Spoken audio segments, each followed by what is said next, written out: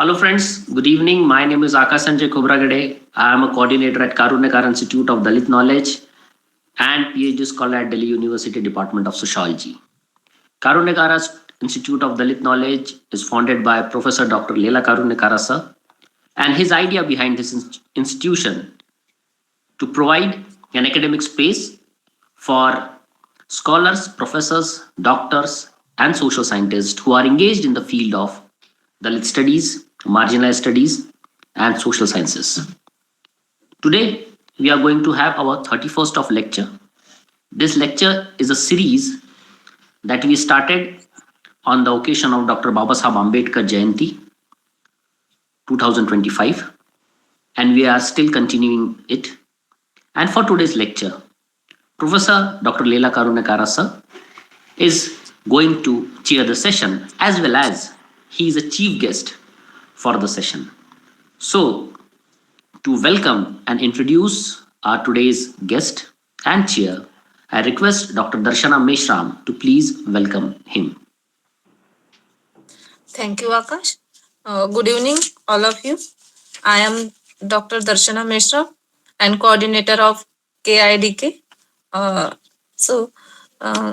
Professor Dr. Leela Karunyakara is a former Vice Chancellor and founder of Karunyakara Institute of Dalit Knowledge. He is author of The History of Dalit Identity and Modernization of Buddhism. After completing his PhD from JNU, New Delhi, Dr. Karunyakara joined as assistant professor in the School of Ambedkar Studies, Babasaheb Bhimrao Ambedkar University, a Center University, Lucknow. He introduced the Dalit history course in the MA history program. He was instrumental in introducing 50% reservation for SC/ST students in the BBAU admissions. He founded Ambedkar University Dalit Students Union in 2000 and Babasaheb Bhimrao Ambedkar Central University SC SC/ST Teachers Association in 2006, and he joined as director cum professor in the Babasaheb Ambedkar Sidho Kanu Murmu Dalit and Tribal Studies Center, Mahatma Gandhi Antarashtriya Hindi Vishwavidyalaya. He held post of Dean of School of Culture and former Vice Chancellor of the University. This is brief introduction of the respected chair.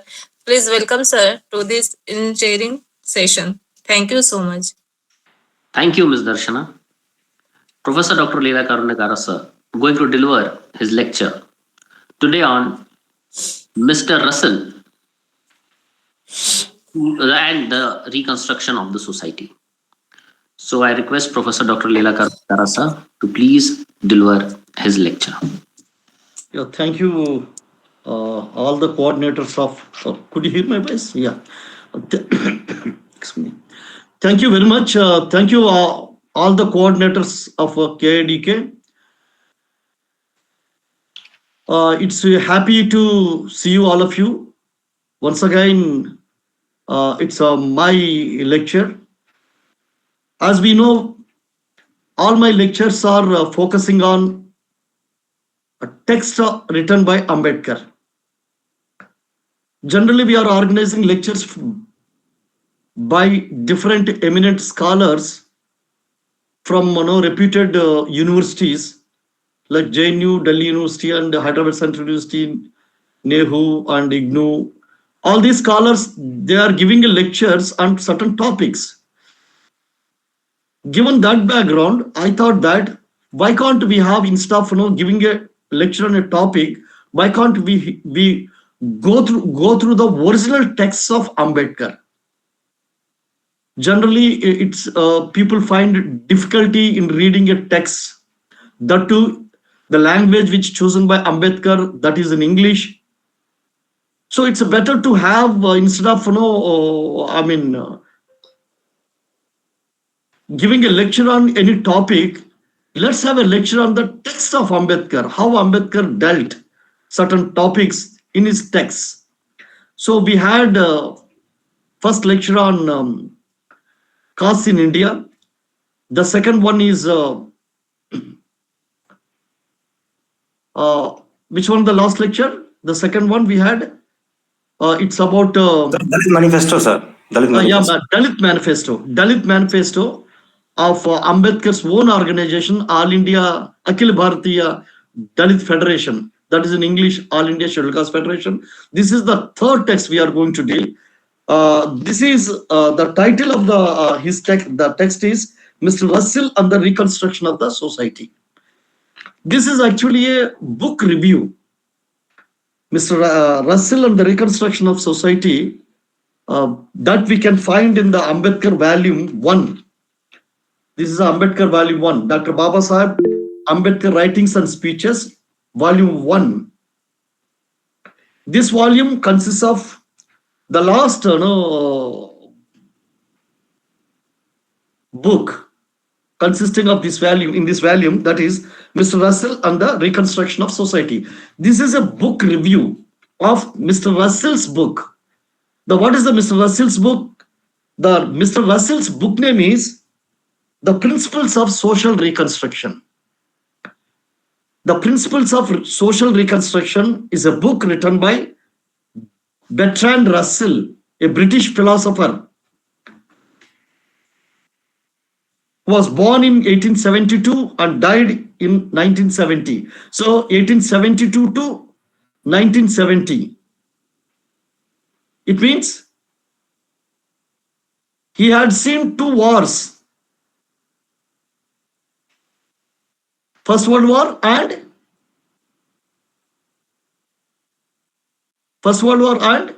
Second World War. Yeah, Second World War. Right. So Bertrand Russell wrote this book, The Principles of Reconstruction. Bertrand Russell was a very famous, means one of the most influential social thinkers of the world of the 20th century. Bertrand Russell was 20th century's one of the most famous influential social thinkers. And his book, The Principles of Social Reconstruction, was very influential book. The book was written in the background of World War I. And the book denounces war. Mr. Bertrand Russell opposes the war. He was against the war.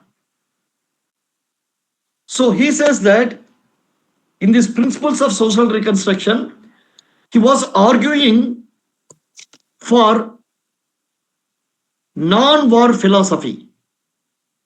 He discussed in this book the Principles of Social Reconstruction. In this book, Bertrand Russell discussed the negative effects of the war.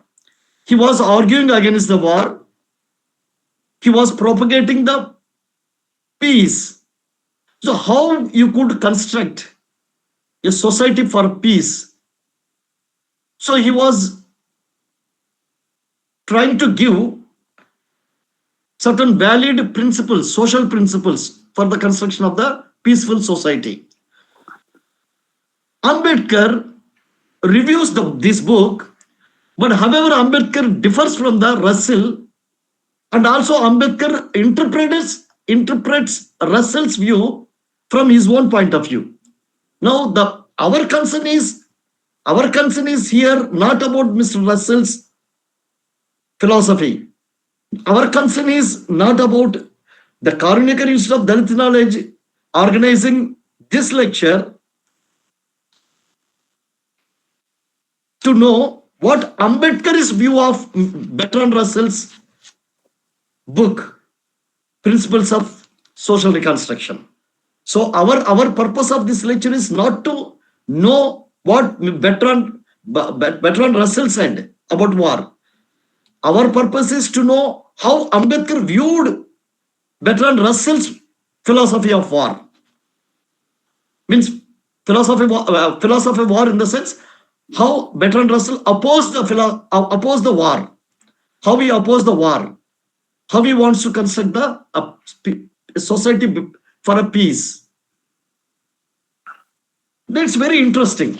It's a very few pages. Since it's not even a book, it's not even a booklet. It is just a book review. Book review is a few pages only. Just 1, 2, 3, 4, 5, 6, 7, 8, 9, 10, 11, 12 pages. 12 pages, few points, just 3, 4 points only.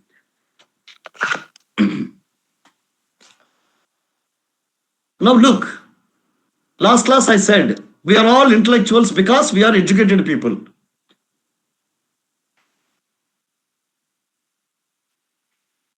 You may ask me, sir, all educated people are intellectuals. Maybe, may not be. But one who relates the things with the two. Suppose you are sitting in the room, you are relating the bench and chair, the relationship between that, then you are intellectual. But you are looking beyond the room, beyond the table and chair, and giving some philosophizing, theorizing the things, then you are a philosopher. Anyhow, now, why we organize these lectures? To make ourselves to go from the level of intellectual to philosopher. So this lecture purpose is that all of you are intellectuals. I am accepting that those who are attending these lectures are intellectuals. So I am giving the credit that all of you are intellectuals. Now my purpose of means KIDK purpose of organizing the Dalit knowledge lectures is that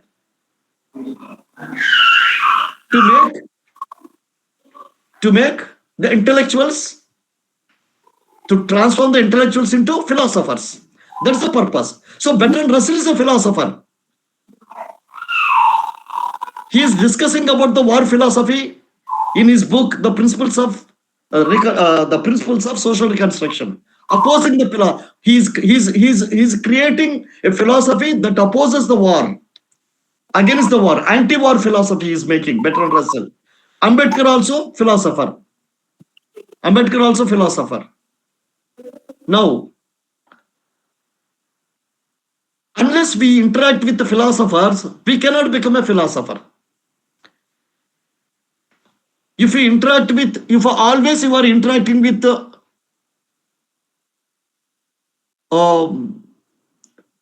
person who is doing hair salon work, so what will become? You also become expert in hair cutting, because you are always interacting with the hair salon worker. If you are interacting with intellectuals, you will become intellectual. If you are interacting with a philosopher, you will become philosopher. So what is the way to interact with the philosopher? Only way is that to interact with the philosopher is that to read the intellectuals. No, Bertrand Russell can't come now, he died. Ambedkar can't come in front of you, he died. So how do you interact with the great philosophers? By reading their works, by understanding their ideas, by reading their written works, written texts. So that is the main purpose of why I am lecturing on written texts of Ambedkar. So through the written text of Ambedkar, we understand the great philosopher Ambedkar. And through Ambedkar, we could understand the great philosopher Bertrand Russell. So that is the purpose. Having said that, now coming back to what exactly the Ambedkar's book review, where Ambedkar positions himself, sometimes different from the Bertrand Russell ideas, sometimes interpreting Bertrand Russell from his own point of view. Now, what Bertrand Russell says in this book, his book, The Principles of Social Reconstruction. Let me first explain. For a few minutes, I'll take to explain what Bertrand Russell said in this book. Then I'll talk about how Ambedkar interpreted those ideas. Bertrand Russell uses one concept, one important concept. Don't miss this, the beginning of the this lecture. Otherwise, because this is a very highly philosophized book, it impacted this Bertrand Russell book, The Principles of Social Reconstruction. It impacted generations and generations, nations and many nations. During the First World War, it's written in 1916. The book was written. This Principles of Social Reconstruction book was written in 1916. So it impacted many. So don't miss the initial, because initial lecture, my initial lecture, I will be explaining in simple terms certain concepts. Without understand those concepts, you can't understand this typical philosophical lecture. Otherwise, you will get confused. Bertrand Russell starts with his philosophy, his basic philosophy about society is that, see, society consists of individuals. You know very well. Society consists of individuals. Society doesn't mean walls. There are many sociologists here. I could see sociologists, historians, and Dalit and tribal studies experts. So society constitutes of individuals. Now, what is the relation between individuals? That defines the nature of the society. So now, what is the nature? But individual nature defines the relation between the individuals. Nature of individuals defines nature of relationship between the individuals. And nature of relationship between the individuals defines society. So what defines the nature of individuals? Try to understand my sentence.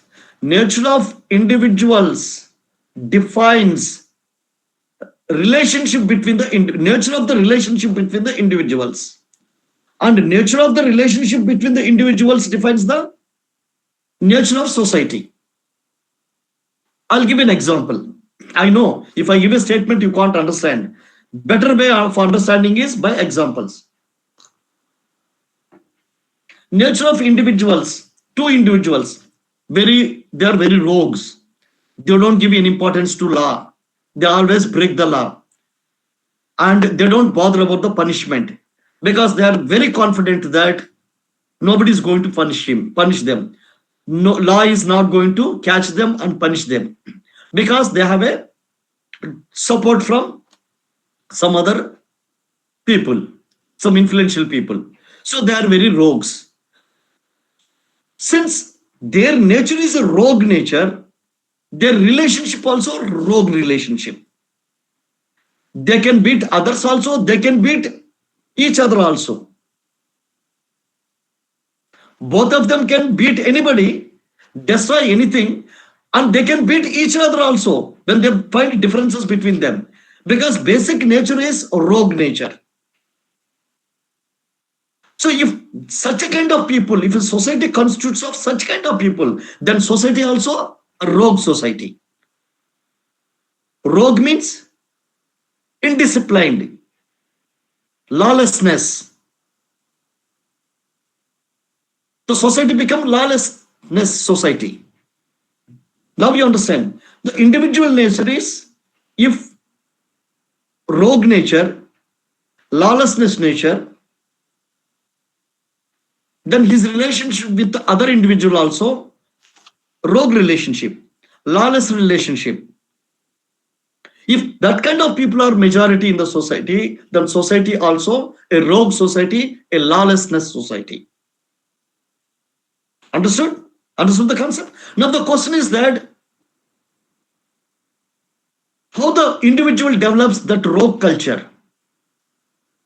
Suppose the individual is very good, law-abiding citizen, and he always follow the law. And his relationship with other individual is, his relationship with another individual is law-based relationship. He respects the people. He respects the law. So all the people are law-abiding citizens. Then the society is law-abiding society. Understood? So the kind of relationship is decided by the nature of the relationship. Since individuals constitute society, the nature of the individual reflects the nature of the society. Now understood, I think, my concept. So what decides the nature of the individual? What decides the nature of individual? We are talking two kinds of nature. One is positive, law abiding, very dignified nature. The other one is rogue nature, law breaking, uncivilized, and society become uncivilized, unlawful. I mean, law breaking society, anarchy. Another one is civilized society. Another one is uncivilized society. So civilized society is a law-abiding society. Uncivilized society is the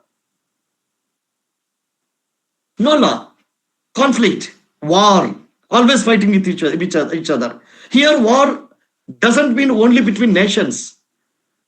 War between individuals also. It means conflict, fighting with each other always, breaking with each other, breaking the things. So all unlawful activities, war, disturbances, that's one kind of society. So all these things, whether it's a war-filled society or peaceful society, how it happens, it's because of the nature of individuals. So what decides the nature of individual? Generally, it is understood that the nature of individual is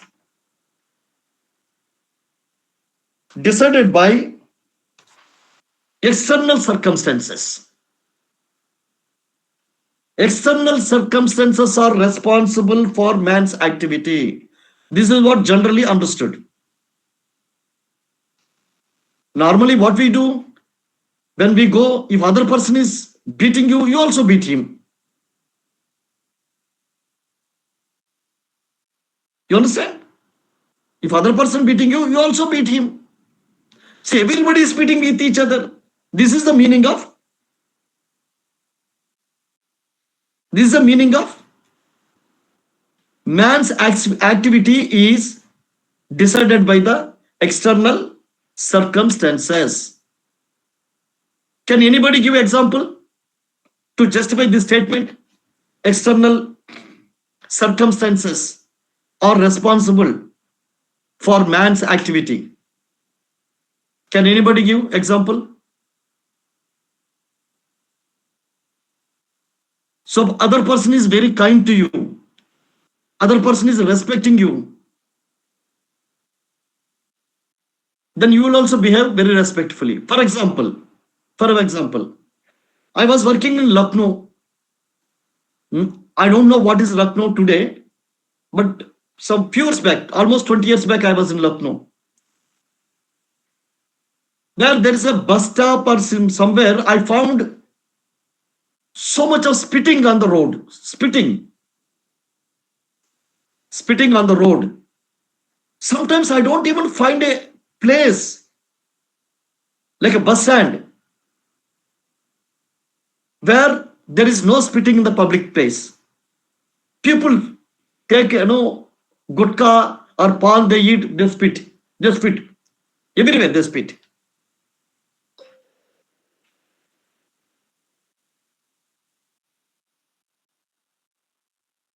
I was in Hyderabad. Some people who migrate, who were working, some laborers were working in Hyderabad. Where I found that they were not spitting on the road. They were not spitting on the road. Even if they want to spit, they go to a very secluded place, there they do it. But I asked those people, they said that they came from Uttar Pradesh. Of course, they are not from Lucknow. They said from Uttar Pradesh. They came for some work in Hyderabad. But they dare not to spit on the road. But in Lucknow, what I could see that it's everybody's freedom. Anywhere they can spit. I don't know. This is what I experienced some 20 years back. Now, 20 years back, there were even no telephone also. Nobody's having even phone also. Now, 20 years, India has changed a lot. Now we have cell phones, now we have internet, now we have AI also. So I hope that Lucknow might have changed. No, recently I have not gone and seen. But my point is that why the same person in one place is spit everywhere and the same person in other place, he don't spit. Why? It's because external circumstances. He could see nobody spitting anywhere and he is scared to not to spit. These are external circumstances. Now there is one more example. People say that in India, if anybody fight with someone, if somebody is occupying your seat in train or bus or anywhere, or somebody is doing some mischief, you are questioning him, he will say that, who am I? You know who am I? I have relation with big influential politicians or big officers. You know who am I? People ask or not. The same person when he goes to America, in America, he never asks that, who am I? Same Indian. When he goes to America, there he never says that, who am I? Why? External circumstances.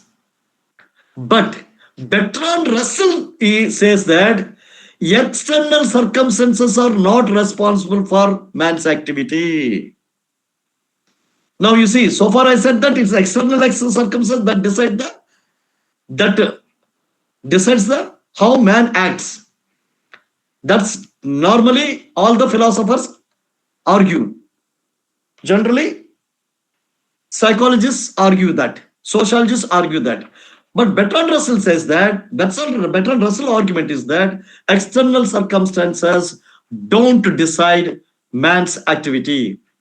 Now, what decides?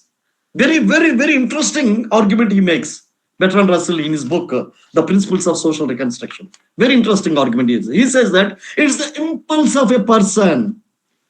It's the impulse that makes a man to act. Now, what is the meaning of impulse? What is the meaning of impulse? Look, impulse means a sudden desire to act. Something to happen more quickly, suddenly. Like some urge, sudden desire, sudden urge, sudden force, spontaneous action. That's the meaning of the impulse. Means sudden desire to act, something to happen more quickly. A sudden spontaneous inclination. So these are the these are the meanings of impulse. I know statements doesn't make much interest in the lecture unless you are supported with examples, practical examples. Now I'll explain what is the impulse in a practical examples. Now you can understand very easily. What I said, what is the dictionary meaning? I said impulse means sudden urge, sudden action, sudden desire to act. How will you get sudden desire?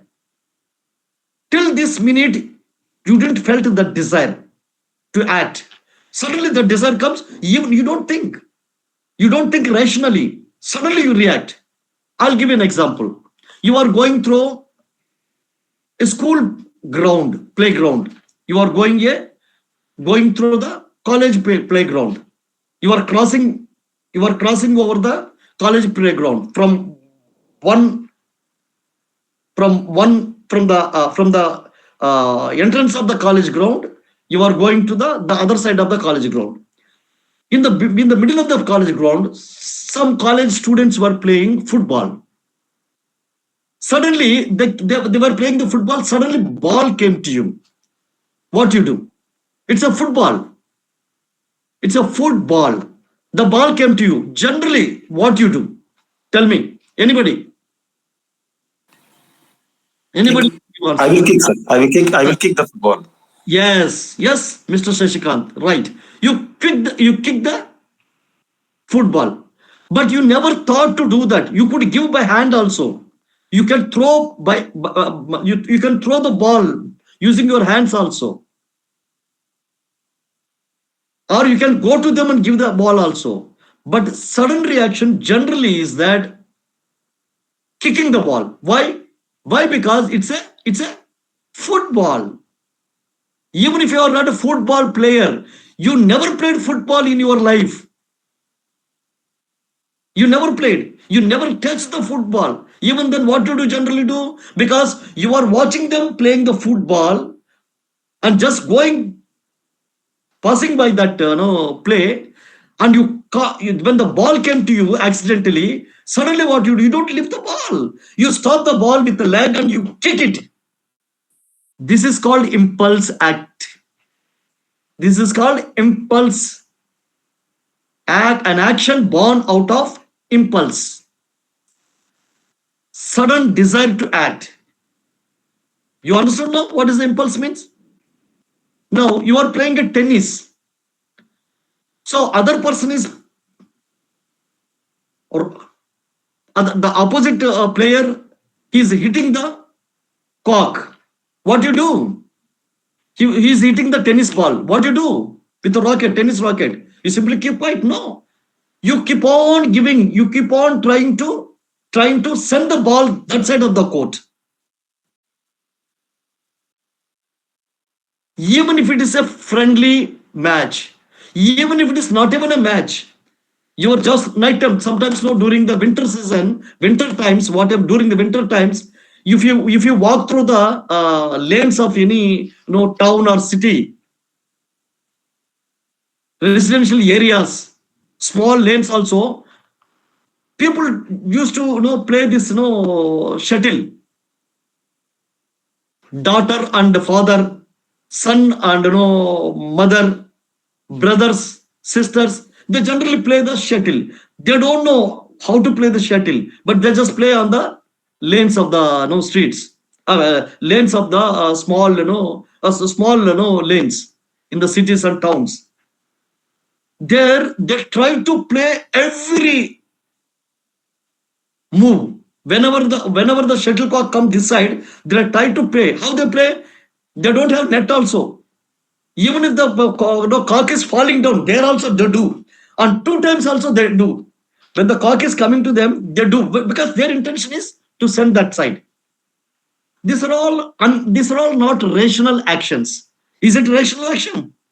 Can you hit the shuttlecock 2 times to send that side? No, you have to do only 1 time, but people do 2 times. What is that? Because they are just simply playing. So Bertrand Russell says that, not I have given examples of just playful examples, simple examples, light examples. Bertrand Russell there says that even wars, big wars. He was writing this book when World War I was there. 1916 wrote the book. He was saying that even world wars happen because of the impulsive nature of individuals. Now, right now, you see what happening in the world today. Today is 2026, January 10th. The news is that America under the leadership of Trump captured the Russian oil cargoes, ships, Russian oil ships. Then Putin says that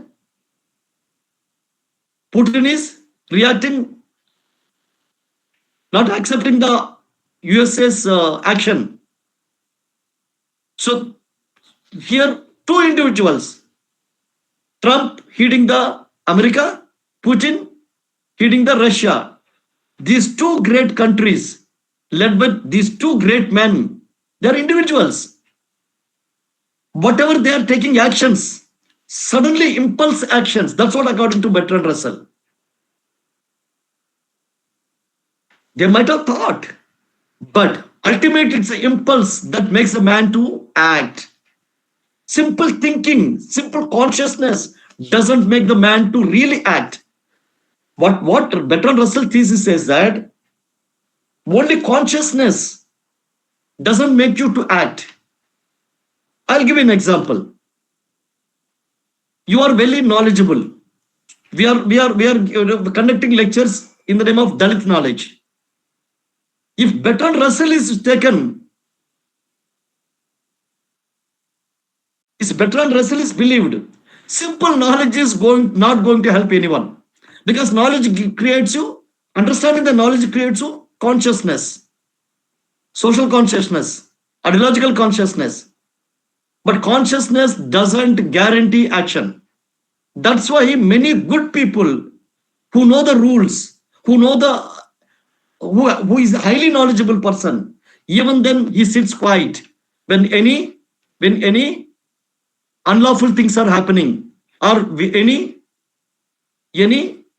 what is that? What is that? Injustice happening. If injustice happening, there are many people who know the law. There are many people, many intellectuals are there. Many scholars are there. Highly educated people are there. Even then, they don't react against the injustice. Why? Why? According to Bertrand Russell, it is the impulse that translates human mind into action, to do the physical action. Not just information, not just the knowledge, not just the consciousness. The consciousness you have developed in your mind, born out of knowledge, understanding the knowledge. We are reading this book. We are understanding everything. It doesn't make you into action. It doesn't make you into a man of action. You will become man of action only by your impulse. Suddenly urge. You are suppose some people in particularly during the metro cities, some people particularly in metro cities, while traveling by the metro buses.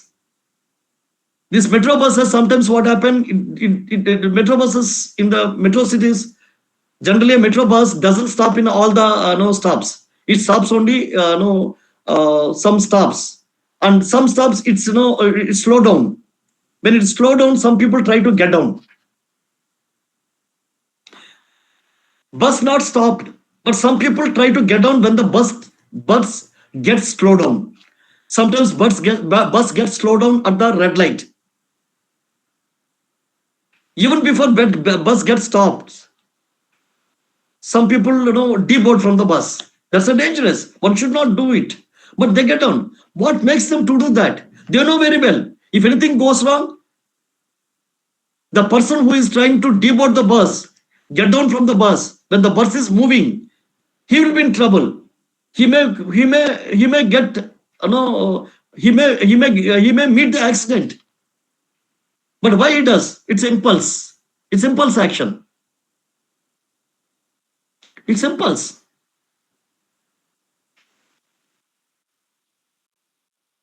Now the question is that how this impulse develops in the man. The question is that, look what the Russell says. See, he says that wars cannot be banished by rationalistic appeals. War cannot be stopped by rationalistic appeal. Bertrand Russell says, you cannot stop a war by rationalistic appeal, because wars happen due to impulse nature of the individuals.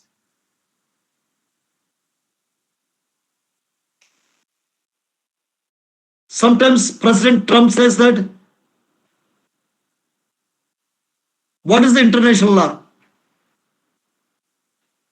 That the definition of international law, if it suits to America, then only I'll follow it.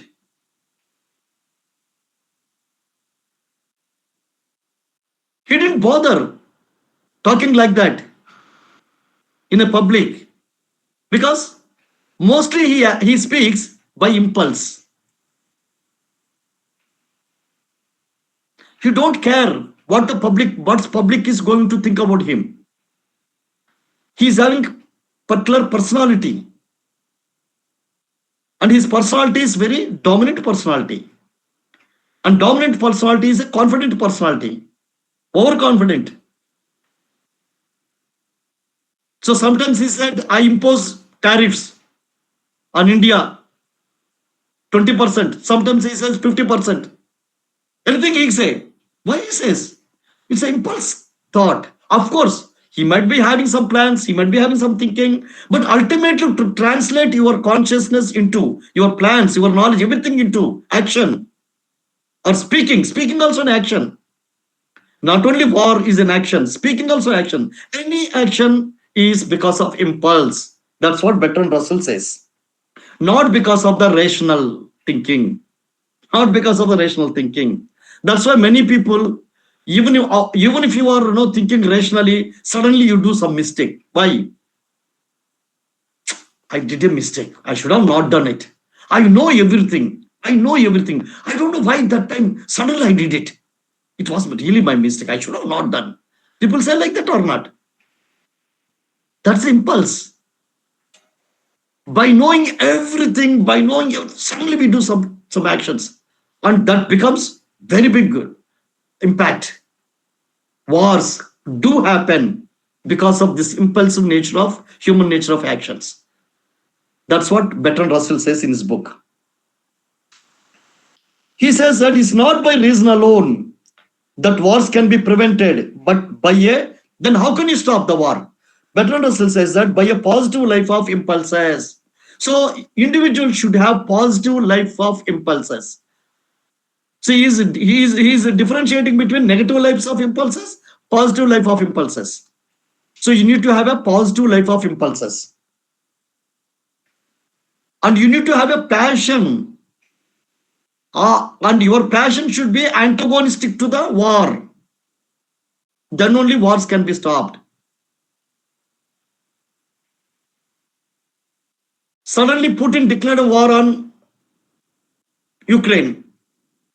You might say that no, sir, they might have thought it. Russia might have thought it. They want to go to war for many years or for many months. They might have had their own plans, their own calculations. Then only Putin might have taken decision to go to war with the Ukraine. Yes, he might have thought. He might have thought longer. What implications would come if Russia goes to the war with the Ukraine? But ultimately, to decide to go to the war, the ultimate action, the ultimate thought of going to the war, practically bringing the thought into war, that's out of impulse only. That's what Bertrand Russell says. It's not a rational. It's out of impulse. So by rational appeal, if you are appealing rationally, no, we should have peace. One should not do any war. If you would do all these things, it is not going to work. It's not going to work. So what Bertrand Russell suggests, he suggests that individuals should have a positive life of impulsions and passions that opposes the war. Passions antagonistic to those that lead to war. The impulses that lead to war. So individuals should have a passions that opposes to those that lead to war. You may have a passion that leads to war. So you must have a positive impulses, positive passions that oppose to the war. Then only you can stop the war. Only by rationally talking, you can't stop the war. What I'm trying to say that most of the Ambedkarites emphasize on rationality. Try to understand this. Now I am applying the Bertrand Russell's position to our typical Ambedkarites understanding of the human nature. Ambedkarites typically think that rational appeal is enough to change the person. No. Man is both rational and emotional, but man is more emotional than the rational. Try to understand this. Most of you people have went out of videos. So if you people are out of the video, out of the lecture, simply watching me, then you are going to miss very, very important points in the lecture. I can assure that missing this lecture is not going to make you philosopher. watching this lecture, don't tell me that we will watch on the YouTube. That's not going to help you. Why? Because when you can't give a time to watch this lecture, listen this lecture, where is the time for you to watch lecture in the YouTube? If you are not listening this lecture by opening your videos, I understand that you are simply keeping this, join this lecture and went away. I'm not going to lose anything. You are going to lose a lot. You will end up with the educated person.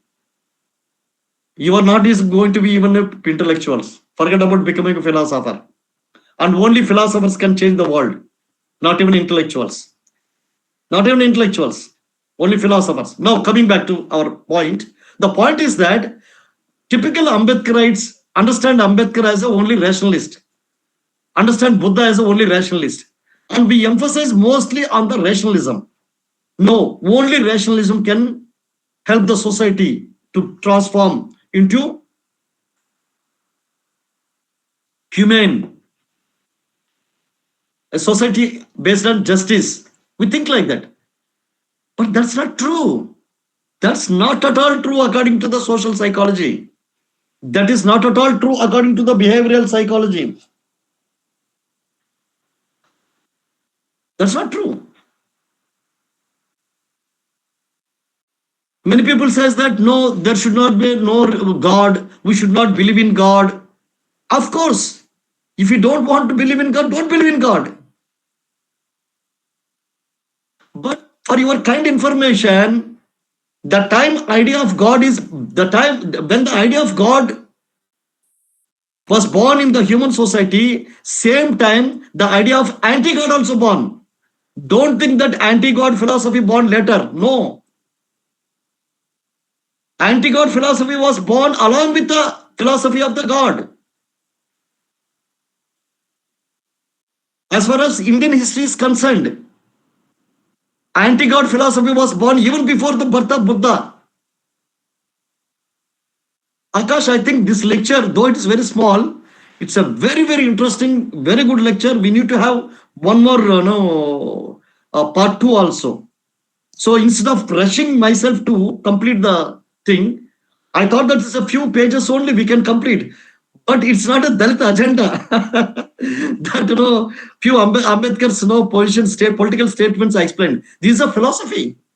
I need to know. See, I have if I need to explain in a simple language for common man to understand this highly philosophical document, this needs to more time with a simple examples, more easy way of understanding. So I think I'm afraid. Why? Because though it's a few pages, my first concept itself I'm taking time. So I want to go with a comfortable way of instead of rushing over, because after all it's a veteran wrestle book, and it is Ambedkar, the great philosopher Ambedkar. Ambedkar is a great world philosopher who is talking about another great world philosopher Bertrand Russell. So let's come with each concept a very easy way and application method. So simply explaining is not going to be useful to you people, because the book is written 1916. This is 2025. You understand? And Ambedkar, I don't know the data for review. It's 1917. 1918. This was first published in 1918. No, I'm talking about the review. Dr. Ambedkar reviewed in Yeah. Ambedkar review is Journal of the Indian Economic Society. Economic Society. Ambedkar published his review of the book, Mr. Bertrand Russell's book, The Principles of Social Reconstruction. And the title of the review is Mr. Russell and the Reconstruction of Society by Dr. B.R. Ambedkar.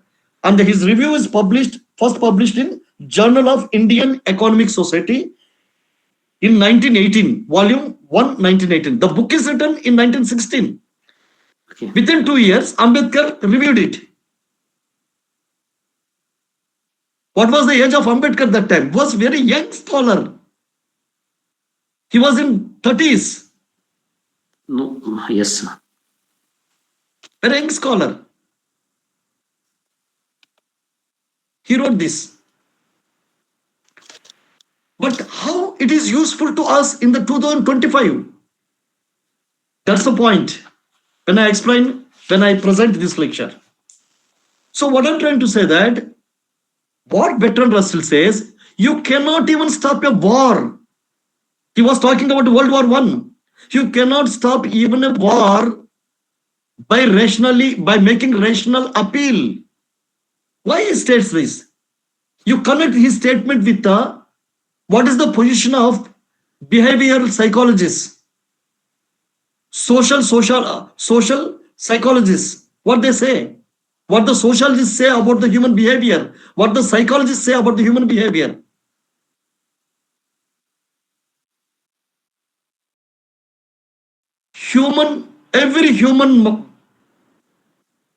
Every human head has two brains, left brain, right brain. One is the rational brain, another one is emotional brain.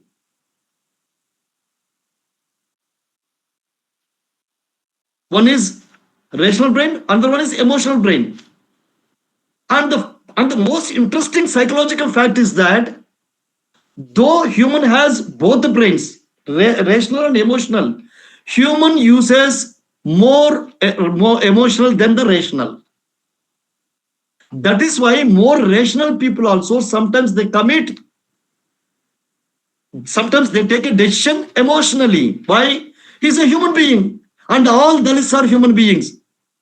Dalits are human beings or not? Hello? Yes, sir. Yes, sir. Dalits are not angels. Dalits are not angels born from the sky. All Dalits are human beings.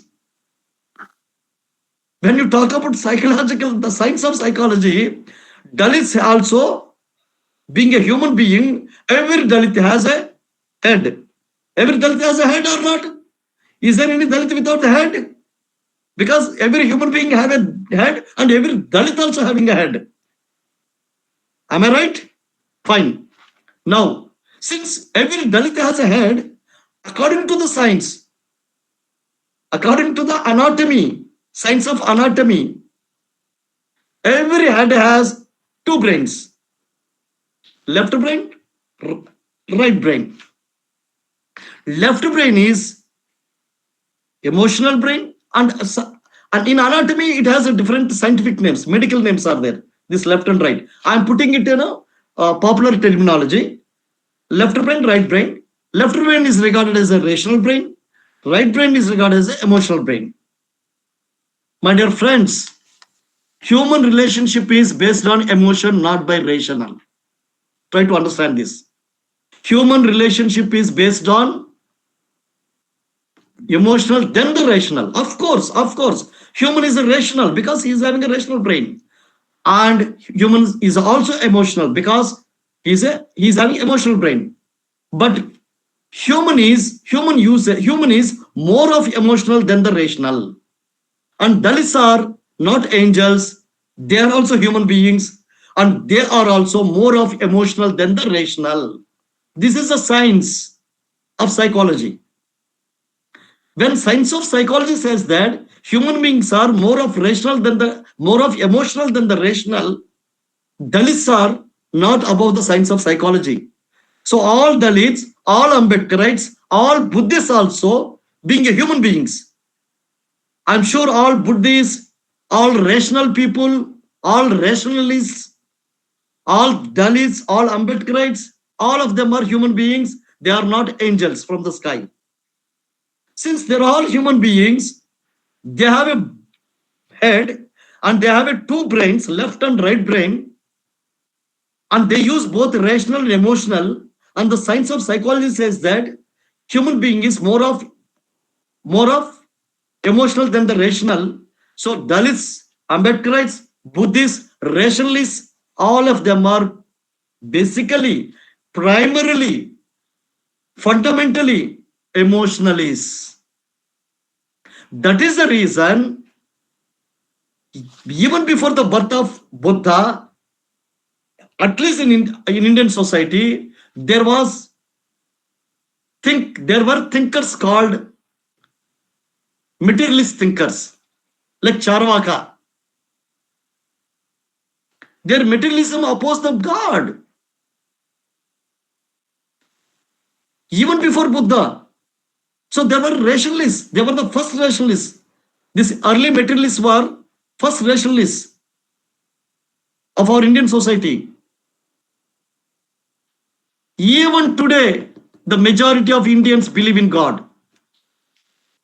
Oh, correct. Even when religion was not even institutionalized. Try to understand, I'm a historian. During the ancient period, no religion was institutionalized. But at least in India, there was no institutionalized religion. That is the reason there was no name for any religion. All the names we have given to particular religions, it's a modern origin. That was the reason why there was no word Hindu religion. There was no word in all ancient Sanskrit books. Why? Because there was no concept of institutionalized religion. There is nobody having the idea of having religious identity. Though there's nothing like that, religion.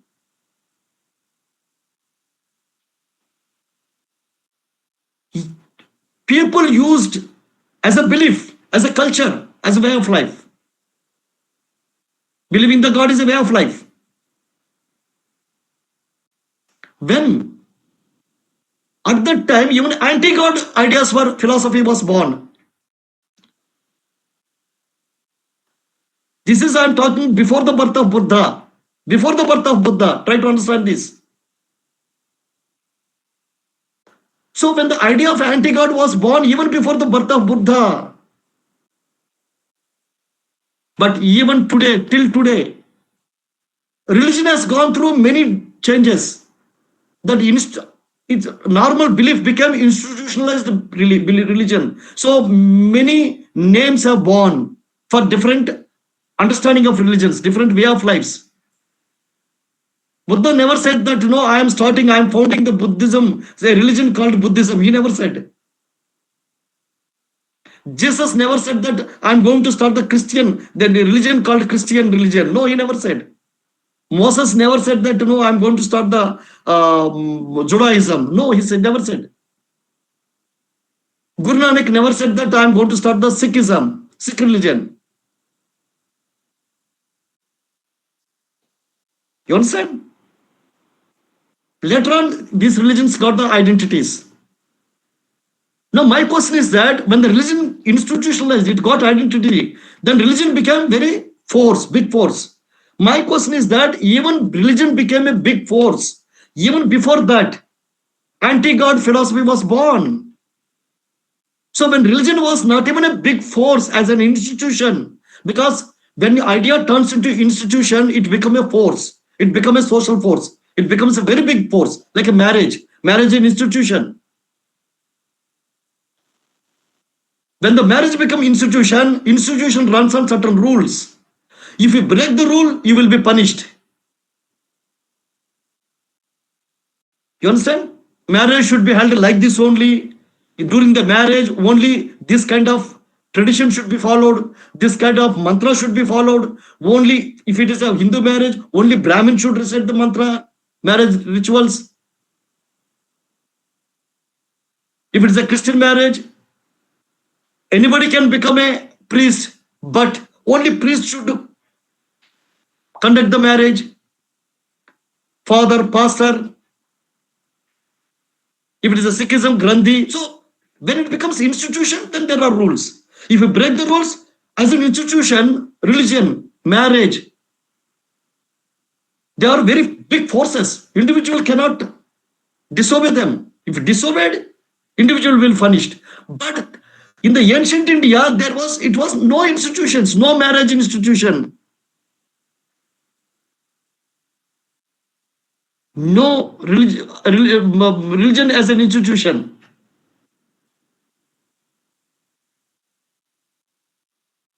You understand about that? Now,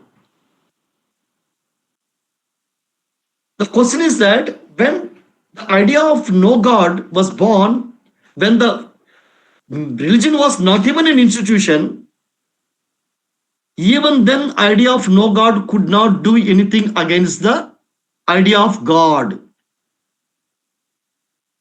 Majority people believed in the idea of God. But the point I'm trying to say that, rationality alone cannot appeal to the human mind. That's the point I'm trying to say. Man is basically an emotional being, more than rational. Bertrand Russell says that even wars cannot be stopped by rational appeal. Can you stop a person believing from the God by giving the rational appeal? You cannot. That is the reason Buddha is made by Buddha is made into God by his followers.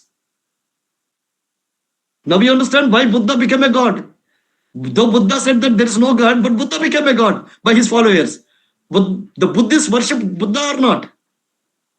Ambedkar Buddhist says that Buddha is a great man, but Buddhists worship him,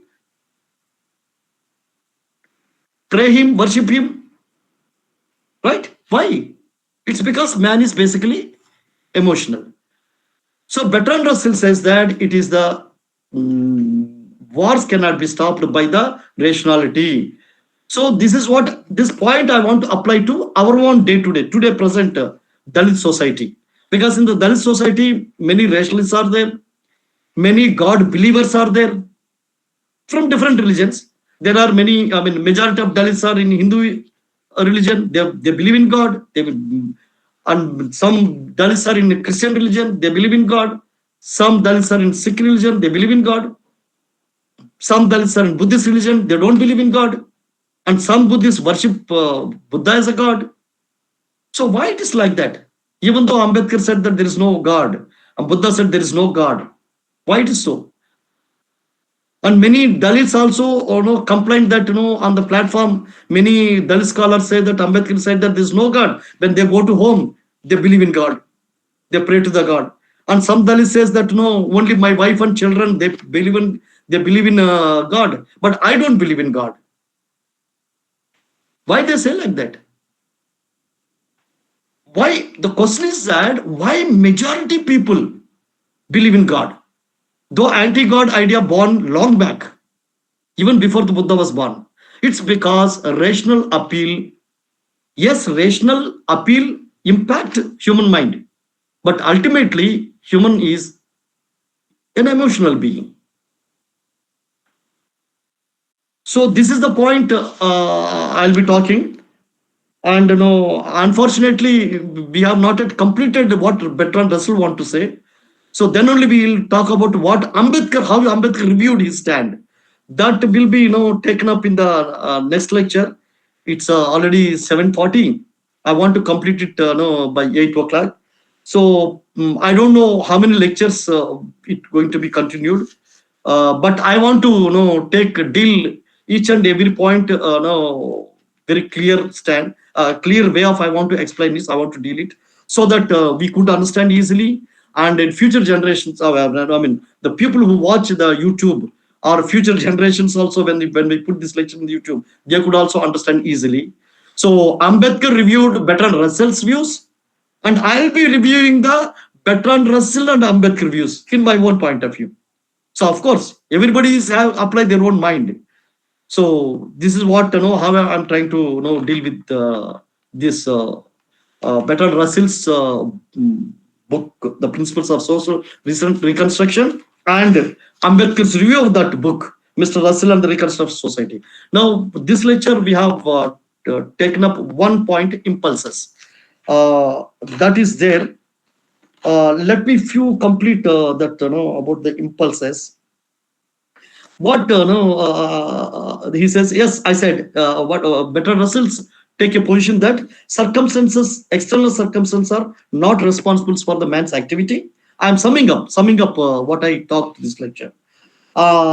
External circumstances do not induce activity; they only redirect it. Quote unquote. This is the statement of Bertrand Russell. Ambedkar quoted. from his book. What Bertrand Russell says, external circumstances do not induce activity. They only redirect it. So your impulses are suddenly you are acting because you have seen the external activity. Suddenly the football came to you, then you kicked it. Because your impulse is reacted because it was a football. Suppose somebody throwed, so you are a Christian, somebody throwed the cross into your in the towards you. What you do?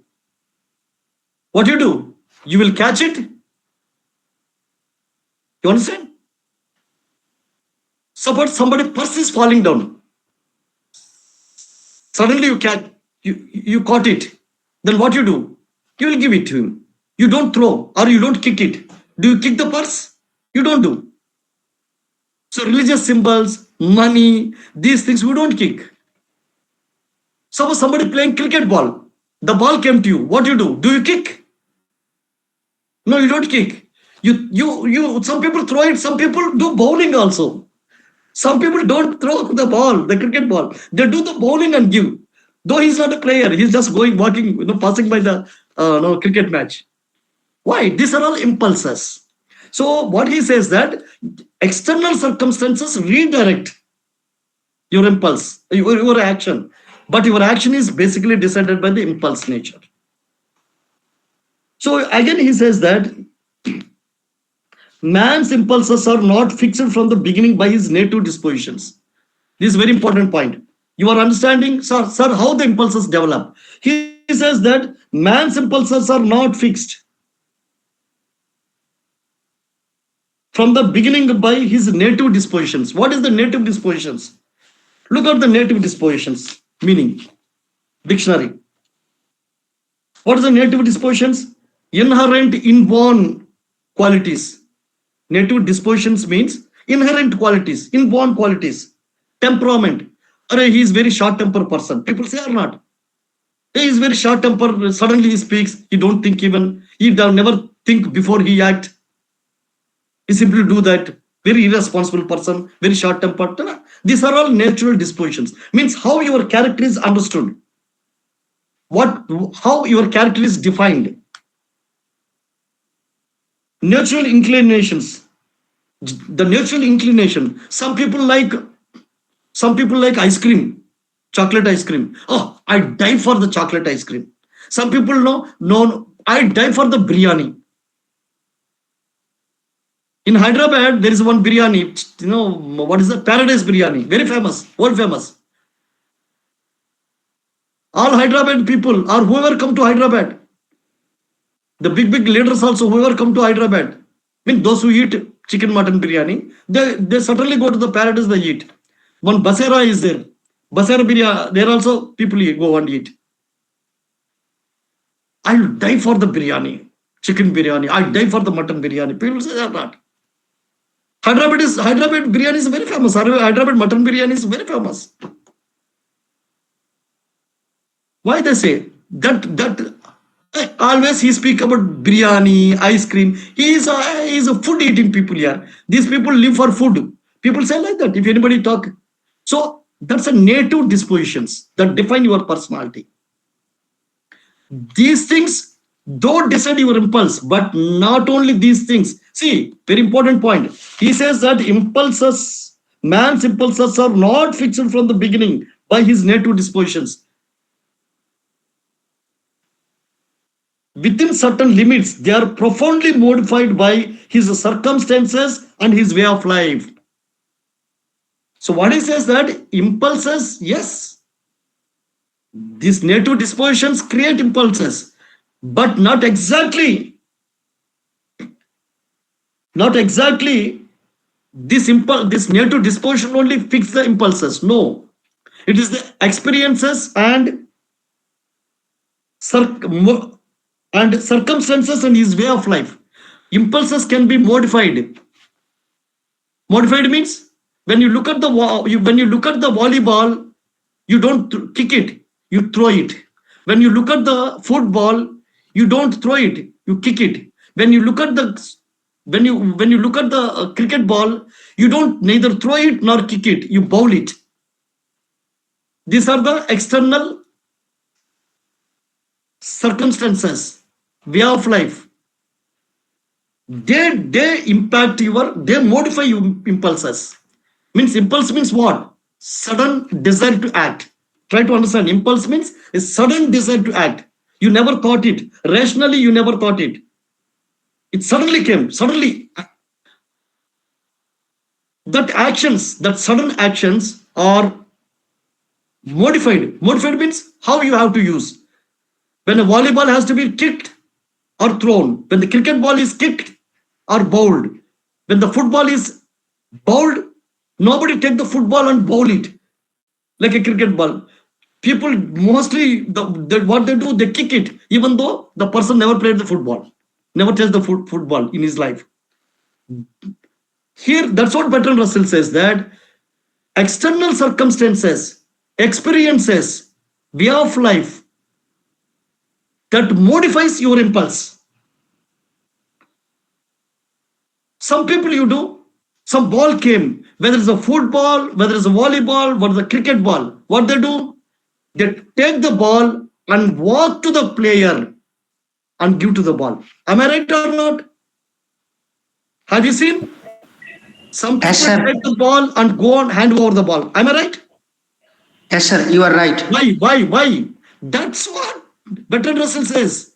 His experience, he never experienced of kicking it, or he didn't get the confidence. Even it happened to me. Sometimes I also kick it. Sometimes I take the ball and go and I went and gave, because I didn't develop sudden confidence to kick it. Sometimes what happened in the ground, the player almost came to you to take a ball. Even then what you do, you don't give the ball to the player. You throw the ball to the ground. Am I right or not? People do that or not? These are all things. Your impulse are modified by your experiences. What is your experience? What is your way of life? What are the circumstances that modifies the impulse? But ultimately it's the impulse that makes a man to take a immediate action. Immediate action itself is the desire to do, the desire to kick it, the desire to hand over it. These are all based on your impulse, and impulses are modified by circumstances and your experiences. That's what and your way of life.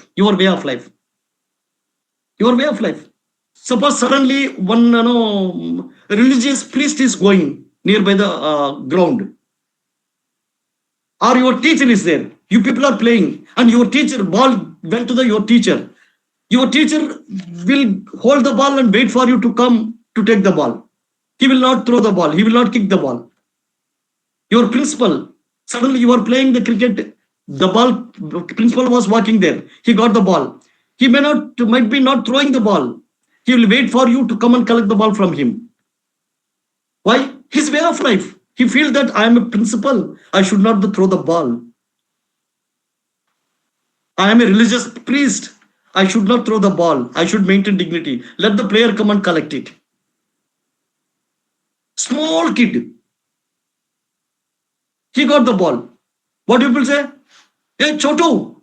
Yes, a kid, child, bring that ball. Then what the kid do? He walks, he keep the ball very tightly and come to you and give to the ball.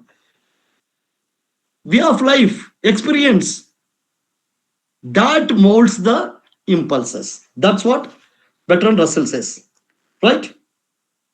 Now, so the nature of these modifications ought to be studied, and the results of this study ought to be taken account of in judging the good or harm that is done by political social institutions. At broader level, what he's saying that, now I have given small light examples.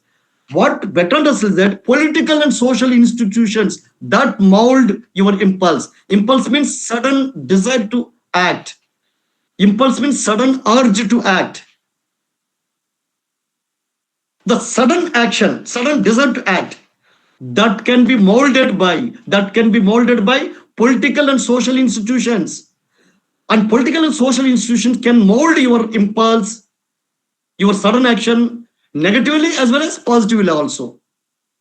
So you can become violent. You can start war with others. You can start, if any head of the state, head of the country, his experience, his way of life, and his political institutions, his social institutions, that influence him to take a decision whether to go to the war or not to go to the war. That's what Bertrand Russell says. There is so much of injustice. There is so much of injustice. Some people react to the injustice violently. Some people react to the injustice peacefully. Some people don't react at all. Simply sit quiet and see. Why? Because what kind of political social institutions impacted him? What kind of way of life he is having? In which society he is living? That's what Bertrand Russell says. Now let's apply this into a Dalit society. There are many Dalits. They don't raise their voice against the injustice, but some people raise the voice. And some Dalits raise the voice in a limited sense. Some people raise the voice very violently. Some people raise the voice peacefully. Some people don't raise the voice. Why? It all depends on what kind of experience that person has gone through in his life. The social experience and political experience. Social experience is decided by the social institutions. Political experience decided by the political institutions. What kind of experience he had in his life. That experience modifies the impulse, the sudden action. Now you are getting my point? The concept is clear? Yeah. Now, Bertrand Russell says, this is the last point. I'm going to end this lecture with this last point. The Bertrand Russell, they said, there are 6 institutions that modifies human behavior, human nature. Impulse is a human nature. Try to understand. The desire to act. Any desire is any action, human action is any desire is a human nature. I want to eat only chocolate ice cream. I want to eat only mutton biryani, no chicken biryani. Some people say that, no, I don't want to eat either chicken biryani, mutton biryani. I want to eat only veg biryani. Why the choices? Why the choices? Why that human nature is like that? It's an influence, impact of the institutions, social and political. Some people always believe in peace. Some people always believe in war. Some people always fight against the injustice. Some people don't fight. Some people are always in the conflict. These are all, every human action, according to Bertrand Russell, is impulse. Impulse means sudden desire to act. Not to act also impulse. Impulse doesn't mean only to act. Not to act also an action. Not to react. You are not reacting also an action.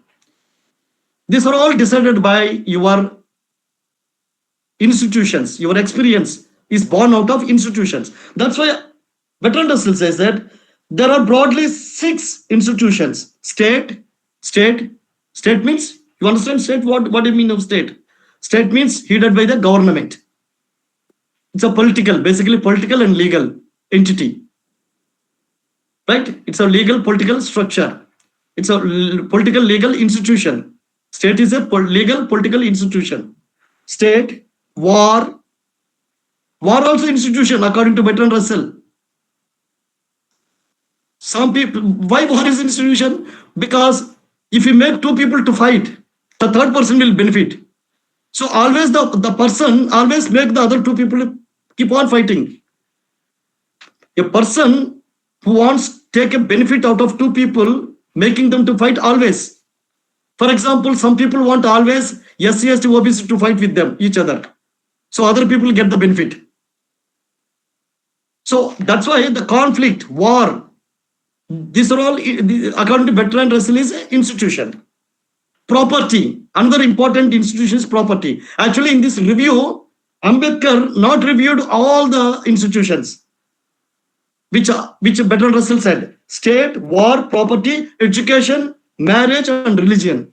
These are the 6 institutions: state, war, property, education, marriage, and religion. These are the 6 institutions. In this review, Ambedkar made only property. That we will discuss in the next lecture. So these are the 7 institutions. Bertrand Russell said that molds the impulse.